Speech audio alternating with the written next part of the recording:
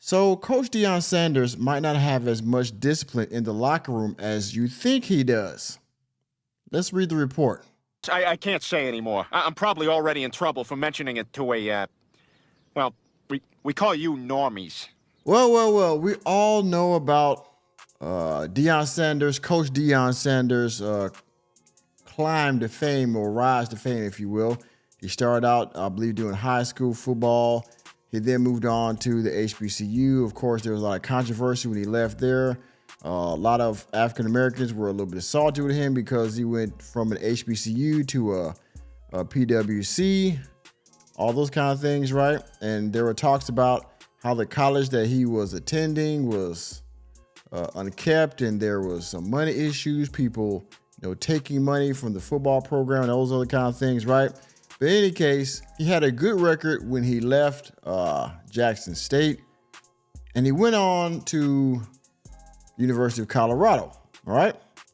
Now, there were high expectations for him coming into his inaugural season, all right? Now, it ended very poorly, if you will, but it started out great on all cylinders. And his two sons, Shiloh and Shadur, the quarterback, and I believe he's also his son is a cornerback, I believe, or some type of defensive back. And you would think that, with Deion Sanders' prestige, you think there's a lot of discipline in the locker room with his players. He was telling people that you need to go to the transfer portal, and you all saw the rhetoric in the videos, right? But in any case, it seems like I said in my introduction, that there's not as much discipline in the locker room as you think. As you can see here from the New York Post, fights, guns, and money. Deion Sanders' Colorado program like a real life Grand Theft Auto.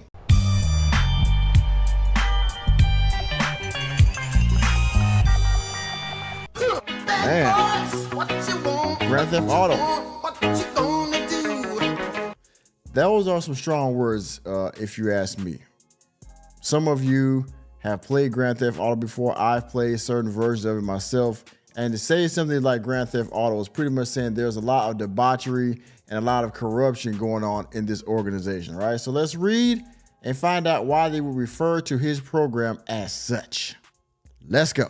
For just $5 a month, please consider becoming a member of Welcome to Normieville. There you will find access to members-only videos and members-only live streams, as well as a host of other perks. Thank you for your consideration. Back to the video. As the clock winds down to the 2024 college football season, even more attention is focused on Deion Sanders' Colorado team, but for the wrong reasons. A report from Athlon Sports delved into a purported program culture that allows violence to run rampant in the Buffalo's locker room. Quote, "It's like a real-life Grand Theft Auto video game."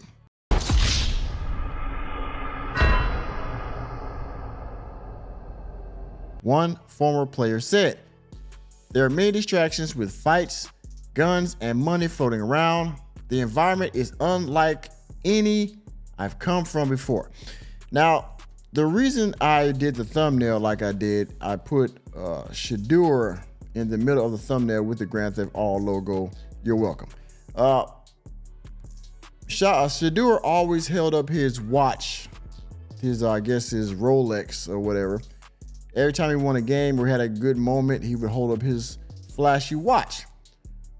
And to me, those pictures, that when he's doing that, is a microcosm, if you will, of how this program is really ran and what they hold important. Okay, not discipline, or they win something, instead of just making a classy statement and moving on and focusing on this game, he has to flaunt and have his jewelry shown. No, I don't want to be, it looks stereotypical to me, if you ask me, okay? One specific instance involves safety Shiloh Sanders and a 5-star recruit, Cormani McClain, getting into a heated altercation in the late 2023 season. Quote, "After Oregon State game on November 4th, Shiloh slapped him several times." What? He slapped him? Ain't no way. Ain't no fucking way. Me personally, I wouldn't take this level of disrespect. Slapped him several times, was left Cormani screaming, "I'm going to delete you," repeatedly, an anonymous former player said. After all that, you could tell he wasn't mentally there. It's hard when the coaches you trust are calling you derogatory names on the practice field. Now, just listen to that. You got players getting into fisticuffs with each other, threatening each other with, these kind of very serious threats. And I mean, well, if I got into a fight like that over, I don't know what it was about. Oregon State, I think they lost that game, by the way. And yeah, I mean, what is the team like? And from what the reports are saying, that stuff like this, Shiloh and Shedeur has been getting away with the whole season. These guys are divas. I'm not putting words in the reporter's mouth, but as you continue to listen to the article, you'll find out that Deion is letting his two sons get away with a lot of stuff in there, probably other players too. McLean,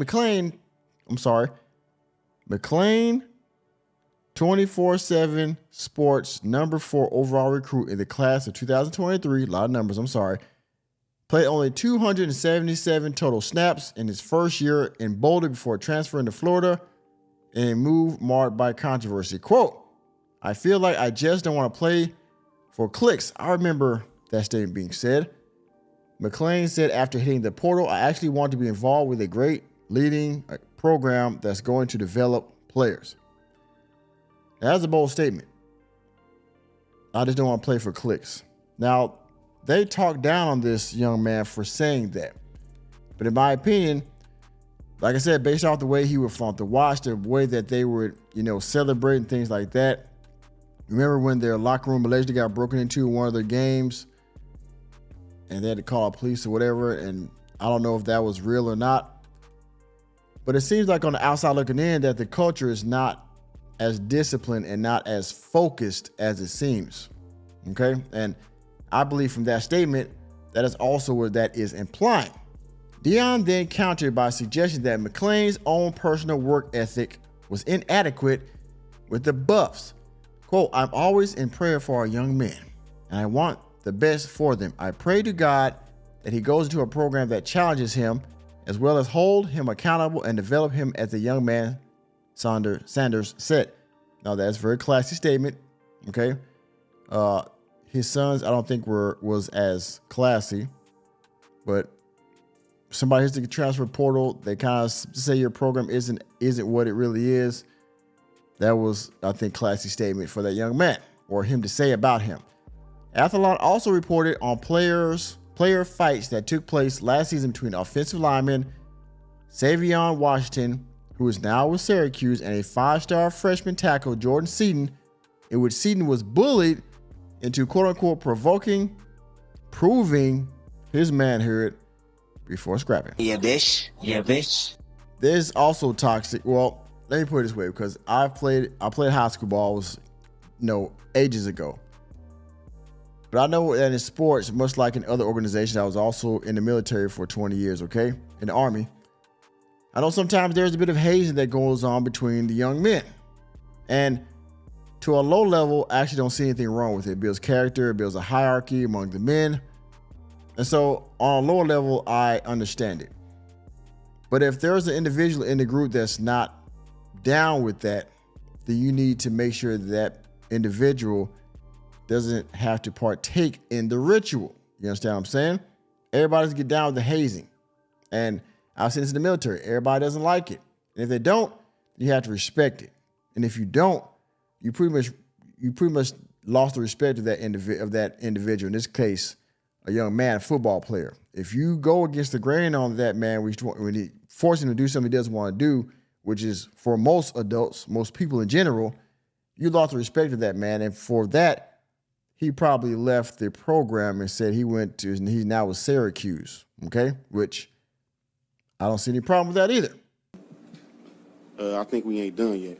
Receiver Caleb Mathis allegedly punched quarterback Colton Allen because of not wanting to repay a gambling debt over $10,000 according to Athlon. Now, what are these guys doing gambling on the team? Isn't that illegal in some sort of way? I do not believe that is acceptable for a football team, and definitely not overall for a football program. Definitely not for Colorado with Deion Sanders at the helm. CU Athletes has no comment. We're excited with the way the team is coming together after a week of camp, and I'm looking forward to an excellent season under Coach Prime, starting with our game against North Dakota State on August 29th. I hope I can watch that at Folsom Field. The school's athletic communication department replied when asked for comment. The Buffaloes have had a slew of troubling testaments to their culture in the last few months alone. Safety Xavier Smith, who transferred to Austin Peay following the 2023 season, told The Athletic in April Sanders implored he should leave after only 1 year. Quote, I was actually getting mad, like tears coming to my eyes, Smith said, because, bro, you never even tried to get to know me. He was destroying guys' confidence and belief in themselves. The way he did it, it could have been done with a little more compassion. In response, quarterback Shedeur Sanders lambasted Smith with Deion's youngest son writing on X. I don't even remember him, TBH, meaning to be honest. Bro had to be very mid at best. And mid is an insult to this man, meaning that he wasn't a good football player, that he was meaning mediocre, okay? Or average, if you will. Now, I remember watching some of the videos when Deion came to the locker room. He was telling people, hey, if you don't do this, blah, blah. And he pretty much telling people to hit the transfer portal. And I guess in his eyes, he was trying to weed out the weak players. But again, just like I learned in the military as a non-commissioned officer, all right, an NCO, you can't lead everybody the same way. And I understand as a new leadership, you have to come in and sometimes you have to, you have to cut the fat, right, so to speak, okay? Meaning that, you got to get rid of people that aren't strong and you have to build a cohesive team. But everybody doesn't feel the same way the way you did it, right? And he definitely does not. Then Deion and Shedeur expressed confidence at Big 12 Media Days surrounding the school's perception. It's been that since day one, Sanders said about higher expectations. Quote, I remember first media day when I was in HBCU Jackson State, I said, we won't lose a game. I'm undefeated in the SWAC, the Southwestern Athletic Conference. So I already know what the expectation comes with. I know we're everybody's Super Bowl. And me, everybody's Super Bowl, meaning that everybody's going to be coming for his team because Deion is coaching. And so the expectation is that they're going to be very good. Even as EA Sports College Football 25 provided levity with its mid-July release, star receiver and cornerback Travis Hunter appeared to throw the team's horrific offensive line under the bus. Ain't no way. Ain't no fucking way. You cannot, okay? I've watched football movies. I played in high school football. I've researched a lot of football teams. Two things you cannot do as an offensive or defensive player is criticize the line, especially the offensive line, because they're the ones that are going to help you, from a scoring standpoint, they're the ones that are going to protect you, the quarterback, and ultimately win games. You cannot criticize the O-line. Even if they're doing bad, you don't do it in public. Jesus. The Buffaloes, who field virtually nearly entirely new O-line after allowing the second most sacks in college football, that's bad. Yeah, bitch. Head into the 2024 season looking to right the ship after losing 8 of their final 9 games in the following a 3-0 start. Yes, like I said in the very beginning, they start off very good, you thought. They were 3-0, and then they hit turnover velocity after the third game, and every game just seemed to get progressively worse. Colorado is projected for a 6.3 to 5.8 record according to ESPN's Football Power Index of Analytics. The Bucs begin their second season with Sanders against North Dakota State on August 29th. Well, I hope that when the season starts, that they worked out all these behavioral kinks in their program. Because people are going to be coming for Deion Sanders, his program, and his sons once again. And this time they have game tape on them. All right. And this time, a lot of people are going to have chips, even bigger chips on their shoulders than they did last season, because this season, they're going to make sure you lose. Instead of going 3-0 and then going losing 9 straight, they're going to make sure that you lose all 12 games if they can. All right. So they're not coming in here like, oh man, with a little bit of fear they had in the beginning of the season. And then, okay, we got their number now. Nah, they're coming in to steamroll you from the first game this year. So I hope y'all have a cohesive unit at this point. Everybody has respect for each other. Everybody's disciplined as a team and in their individual roles on the team as players, because you're definitely going to need it. And with a title like this, if any of this stuff is going on when the season starts, all that watch flash and all that, this is going to be a very interesting season for Colorado. That's all I can say.